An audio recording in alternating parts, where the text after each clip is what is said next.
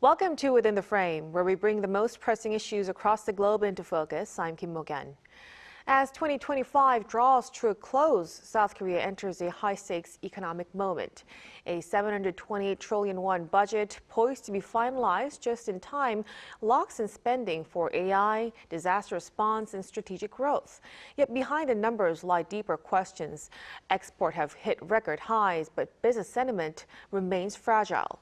The South Korea-U.S. tariff shift may ease some pressure, but the cost of global protectionism is rising. And with a $350 billion strategic investment plan now in motion with Washington, Korea must now recalibrate, facing hard trade-offs between fiscal stability, industrial strategy, and global risk. So tonight we ask, what is really ahead for South Korea's economy in 2026? For more on this, we are joined in the studio by Yang Jun-seok, Professor of Economics at the Catholic University of Korea. A big welcome, Professor. Hello, happy to be here. Thank you for joining us. And also joining us online is Kwak Jun-hee, Assistant Professor of Economics at Seogang University. Good to see you, Professor. Yeah, thank you for having me. So let's start with Professor Kwak with the passage of the latest budget. So for the first time in 5 years, South Korea's budget for next year is looking to be finalized within the legal deadline. So from a macroeconomic perspective, how significant is a timely approval in terms of policy consistency, fiscal credibility, and market signaling? I think it's substantially significant, primarily because it reduces policy uncertainty. So from a macroeconomic perspective, the timely passage allows the government to execute its original spending plan. Given that domestic demand is currently the weak link in our economy, any delay would have created a fiscal vacuum in the first quarter next year, potentially deepening the slowdown. So fiscal credibility is also enforced, and adhering to the legal deadline signals to credit rating agencies and foreign investors that Korea's governance system is functioning efficiently despite political polarization in Korea. Moreover, it provides a stable anchor for economic agents to plan their investment and consumption for the coming year. Right. So let's hope that this year with the Assembly would finally beat the clock. Now, with the 728 trillion won total budget now poised to be fixed, Professor Young, the final deal shifted its funding areas into AI and energy transition as well, while cutting back on contingency funds. So from an economic standpoint, Professor, do you think these internal reallocations reflect South Korea's long-term priorities? Okay, well, I think there were a series of small surprises, not anything big, but small ones. For example, about 4.3 trillion won worth of spending was adjusted. The total remained the same at 728 trillion, but within that, about 4.3 trillion was readjusted.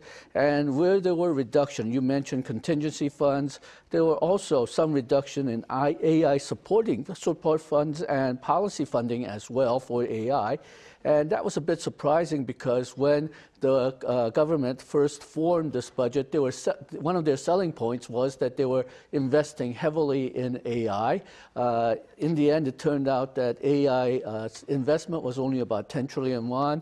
They also mentioned increase in R&D, but also that had a high percentage growth rate, but in terms of absolute amount, it didn't form that much of the budget. I think only about 43 or 45 trillion won or so. Most of the increases in budget, if you look at the amount, took place in welfare. And I expected some of that to be cut, especially the regional coupons, whose effectiveness has not really been proven. But apparently they kept most of that funding, and while they did cut the AI support funding a bit, policy funding for AI a bit, but they also increased funding for AI mobility testing, so maybe it evened out there. But I expected some other categories to be cut, but they were not. And it's really surprising that they decided to cut AI spending. Also, I also expected perhaps a stronger pressure to reduce some of the spending. Professor Kwok was right that Korea does have a slowdown, but next year's growth rate was 1.8%, which is fairly close to Korea's potential growth rate. So there has been some question on whether do we really need this amount of increase in government spending, 8.1% growth. And that was maintained. So that was another little surprise for myself personally. So with this latest allocations, we're seeing the priorities of the Lee administration moving forward. But one thing's clear, the government's decision to hold the overall spending steady. So Professor Kwok, does this level of fiscal engagement actually feel appropriate for the current economic climate for you? And also, this comes especially with, sluggish domestic demand and lingering global uncertainty. What are your thoughts? Right. So let me be clear. So ideally, in our standard Keynesian framework, sluggish domestic demand calls for fiscal expansion. But I believe the current stance is still expansionary, as Professor Yang has already mentioned, because the total budget increased by 8.1% year on year, while budget growth was only 2.5% last year. So I think managing the fiscal balance is critical for the following reasons.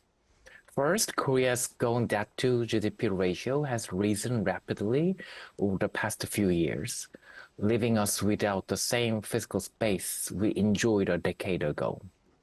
Moreover, we are fundamentally different from other advanced countries such as the U.S. and Japan, which hold reserve currencies and possess a strong investor base. Therefore, we must be cautious in estimating the debt level threshold that could induce a financial crisis. Of course, I'm not saying the crisis probability is high, but it's always good to be prepared. Right.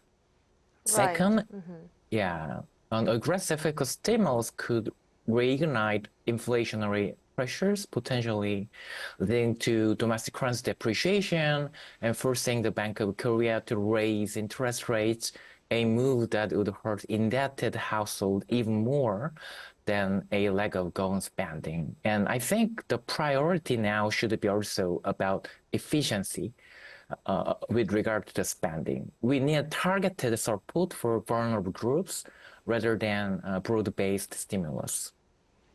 Right, a strategic method will be very important considering the current circumstances. Now, let's shift a little bit to trade performance, Professor Yang. November exports hit an all-time high, especially in the semiconductors and cars sector, but big numbers, doesn't really tell the whole story usually. So what's really behind this jump? Okay, we've been very lucky. In the last half of the year, we had a large increase in global demand for semiconductors that was driven mostly by construction of AI data centers, especially in the United States. Excuse me. So that has really driven the exports of semiconductors. And because the U.S. growth depends a lot, excuse me, on these data center construction, President Donald Trump of the U.S., even though he has threatened semiconductor tariffs of 100 to 200%, he hasn't really gone ahead and imposed these tariffs because much of the growth that's taking place right now in the United States depends on these AI centers as well as the rally in the stock market. So Korea has been able to take advantage of that increased demand. And that is the main reason why our exports have not fallen as much as we feared at the beginning of the year when President Trump decided to have his reciprocal tariffs. Automobiles, we've been very lucky as well. The automobiles exports to the United States has gone down, but the exports to other areas have picked up. So especially to South Asia regions. So our exports, it was expected to go down at the beginning of the year, but now it seems like it's going to go up by somewhere around 2.6%, according to Bank of Korea projections. So we've been lucky. Will we stay lucky? That is up to a question. It really depends on whether the AI data center construction continues, or if this AI construction boom is a bubble and it pops, then our demand for semiconductors might collapse, and that could make all our fears come true. But so far, the AI data center construction seems to be maintaining its momentum. So at least for now, we seem to be on a solid ground. Semiconductor exports, and by implication, Korea's total exports as well, is probably going to do better than expected at least for the next few months. So you've mentioned we're kind of lucky this time around, but do you think we should actually be worried that chips alone made up more than 28% of the total exports? Well, I would argue that this is not unusual to have a single item take so much of the proportion of exports because, well, comparative advantage says that there are certain goods that we are good at making. What perhaps is more worrying, though, is that we want to have sort of a range of goods that we can depend on. And right now, we only seem to be able to depend on semiconductors and automobiles. Additional problem is that Korea has been able to maintain its export levels because we sort of ran ahead of China on technology. We're still behind a bit on technology with Japan, but because we're ahead of China, we've been able to sell goods to China, intermediate goods to China, but that advantage is rapidly shrinking. Compared to, say, about 10 years ago, the intermediate goods that we've been selling to China has shrunk. Meanwhile, because Chinese technology has caught up, the Chinese exports to Korea for intermediate goods has risen. So we really need to maintain that technological lead, but we seem to be very bad at doing that. So we both have pros and cons regarding that. But here's the contrast. So despite those export highs, business sentiment actually remains weak, especially among SMEs. Professor Kwok, what explains this gap between external strength and internal pessimism? Right. I think this disconnect highlights the dual structure of the Korean economy because the current export boom is, as Professor Yang already have mentioned as well, driven almost exclusively by AI-related sector like semiconductor industry that are highly capital intensive but have relatively low labor absorption. The wealth generated there doesn't trickle down quickly to the broader economy. Conversely, small businesses and the self-employed are hit by the triple distress: high exchange rate, high labor costs, and weak domestic consumption. While Samsung and SK Hynix, they benefit from global AI demand and a strong dollar. For example, the local restaurant owner or part supplier, they face high prices of imported goods that are their input costs. And until aggregate domestic demand recovers, I think this decoupling between the export data and the business sentiment will persist. Then, Professor Kwok, let's move a little bit onto trade policies response. The U.S. lowered auto tariffs from 25% to 15% for Korea, but that's really still higher than the FTA baseline. So are we now looking at a structurally higher cost base for Korean exporters? Yes, we are looking at a structurally higher cost base and, more importantly, a shift from free trade to managed trade, I will say. While 15% of the tariff is better than 25%, that's obvious. But still, it is a regression from the zero tariff baseline of the Korea-U.S. FTA. This implies that the era of producing cheaply in Korea and exporting freely to the U.S. might be ending.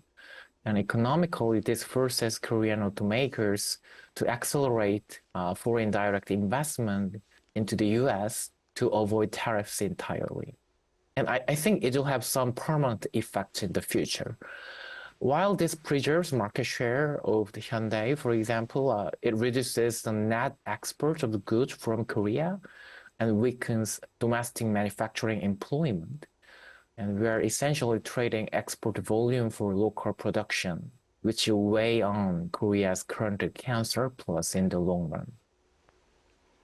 Right. So all of this, the impacts of the latest tariff deal roots from President Trump's America First policy, of course, his protectionist policies that has been rising back since he took office again. So, Professor Young, how should South Korea actually adapt to his trade strategy in this new global environment? Okay, well, people have been mentioning that perhaps Korea should diversify its export destination, but I would argue that Korea is already doing a very good job of it. About 20% of our exports go to China, 20% of our exports go to the United States. If you look at the size of the Chinese and U.S. economy compared to the global market, that's about where it should be. Because U.S. and China are both the largest economic powers in the world. And obviously, you would trade more with larger economies than smaller economies. Where Korea, about 6 to 9% of Korea's GDP depends on U.S. exports. About 6 to 9% of Korea's GDP depends on exports to China. The reason that that percentage is so high is not necessarily because Korea's exports are concentrated on those two countries, but because Korea's share of exports are high. Korea's share of exports is about 40 to 45%. Taking Mexico as an example, about 37% of their GDP is for exports. Canada, it's about 35% of exports. So Korea, for a country of our size, we may be over-dependent on exports, though because we don't have any natural resources, there are some explanation for it. But we may have to concentrate more on developing the domestic economy rather than try to expand exports. So putting more focus on the nation's domestic economic situation would be very crucial. But, given all of these overlapping issues, Professor, what do you think Korean firms should actually prioritize the most as, 2025 ends? We're heading into 2026. Okay, well, problem is everything is uncertain. While Korea has successfully negotiated the tariff negotiations with the United States, President Trump is known for his surprises. And also, we have seen the exchange rate depreciating Korean won very quickly because of changes in the Korean investment behavior. So everything right now, especially after the pandemic, is compared to before the pandemic, largely unpredictable. There's a lot of unpredictable factors coming in.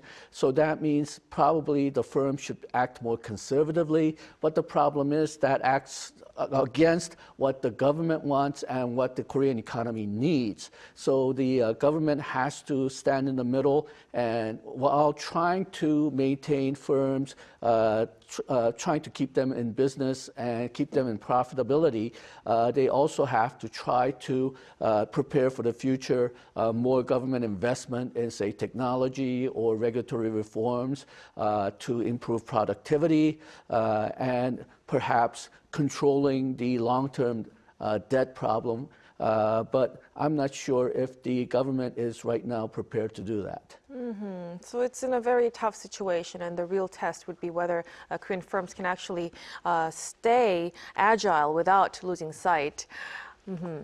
Professor Young, thank you so much for your insights tonight. Thank you. And Professor Kwok, too, we really appreciate it. Yeah, thank you. Bye-bye. And that'll be all from us on Within the Frame. Be sure to tune in again next time as we continue to explore the stories that matter. Until then, stay informed and engaged.